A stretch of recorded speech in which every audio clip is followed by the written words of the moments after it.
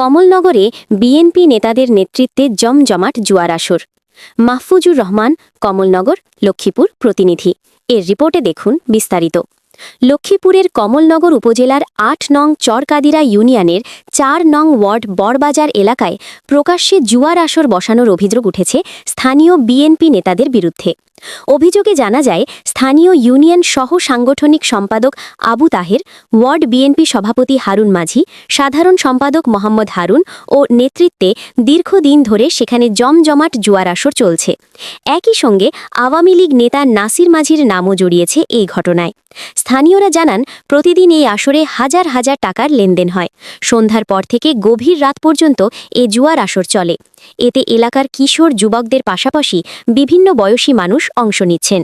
ফলে এলাকায় সামাজিক অবক্ষয় বাড়ছে এবং আইন শৃঙ্খলা পরিস্থিতির অবনতি ঘটছে বলে অভিযোগ তাদের। নাম প্রকাশে অনিচ্ছুক কয়েকজন বাসিন্দা বলেন, জুয়ার আসর বন্ধে প্রশাসনের হস্তক্ষেপ জরুরি। তারা দ্রুত অভিযান চালিয়ে দায়ীদের বিরুদ্ধে আইনগত ব্যবস্থা গ্রহণের দাবি জানান। এ বিষয়ে অভিযুক্তদের বক্তব্য জানতে একাধিকবার যোগাযোগ করার চেষ্টা করা হলেও তাদের কোনো মন্তব্য পাওয়া যায়নি। SMP 24 নিউজ ডেস্ক বিশেষ প্রতিবেদন।